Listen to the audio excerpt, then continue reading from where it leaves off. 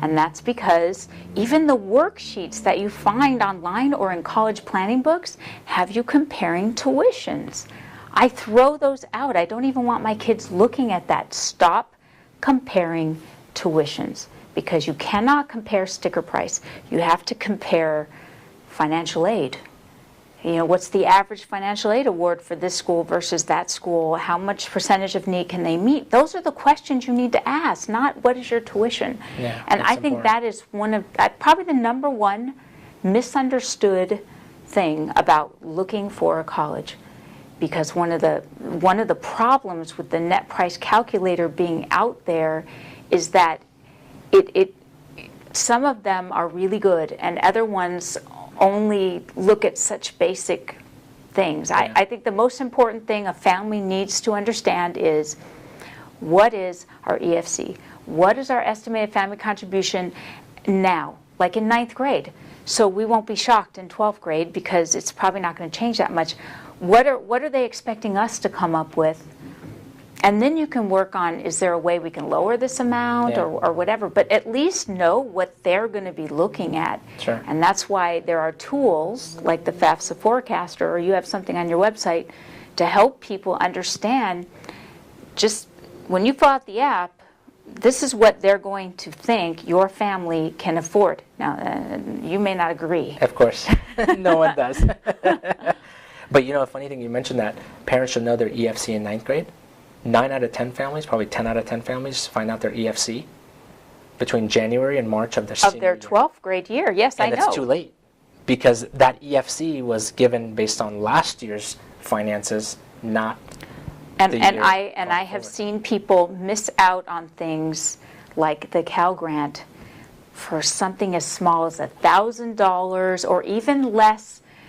Sometimes doing the overtime was a bad idea Yeah. that particular year. I always tell them the one time in your life you want to be as poor as possible is the year before you go to college. Yeah, that's Which- called your base year, parents. So anytime you hear about the base year for financial aid, Linda's talking about the year prior. So for example, if you're a class of 2014 student or family, your 2013 financial aid planning matters. So it's not about submitting your forms that really matter, that it's free, anybody can do, but it's if strategically someone can help you and go, if your income is going to be $84,000 a year and you can get to 83, and right under 83,000 you're eligible for anywhere from $3,000 up to $11,000 in Cal Grant every single year, yeah, that's the year that you're going to want to work $1,000 less, which sounds odd, but that $1,000 less in income would give you $44,000 of financial aid free from Cal Grant because you knew the rules beforehand. But when you submit the forms in the senior year and now you already made $84,000 and you can't change that, well, guess what? The school didn't tell you anything. That's how they make you do things after the fact. When you start figuring these things out, it's too late and you've already lost so much money. Right. The earlier you can get an idea about what you're eligible for, the better. But it's not too late. I mean, there are things that you can do at the last minute, but just like anything else, it's so much better if you can do it ahead of time and plan for it and be ready and be prepared. And I talk about it at the workshop. I go, if you think about going on a vacation, if you plan this out a year in advance and you start booking your airfare a year in advance versus booking your airfare 1 week before the vacation, chances are 9 out of 10 times you're going to get a better airfare if you've booked it in advance. It's funny how if you go on an airplane and you talk to every single person there and ask them how much you paid for that seat, you'll probably get different amounts. And the ones that paid less, it's usually because they booked it in advance, unless there was one of those last-minute travel agency discounts where they're like, okay, we can fill some seats and we're going to give you a discount. That's luck. But exactly. So in the college planning world, it's the same. If you are going to wait to the last minute, well, I hate to be the first to say this. I've been told to be I'm the professor of harsh reality, and I just tell people the way it is. I have no filter.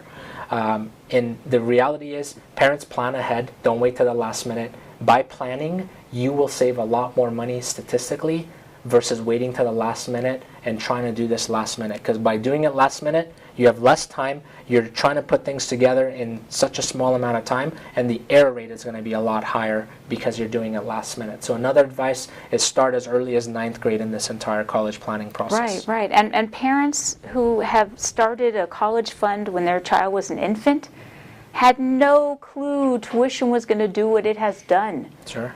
If your child was born 18 years ago, what was college tuition 18 years ago? That was around the goal, probably. Well, things have changed dramatically, and what people need to realize is financial aid has changed dramatically too. Sure. There is a way to strategize to make your money go farther, but that's why you go to the people who know what they're doing.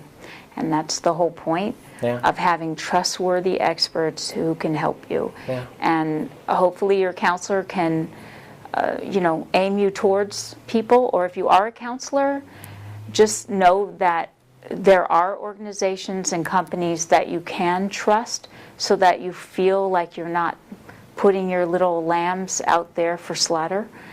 But you need to do your research, and I did, and that is why I'm here. Great, thank you.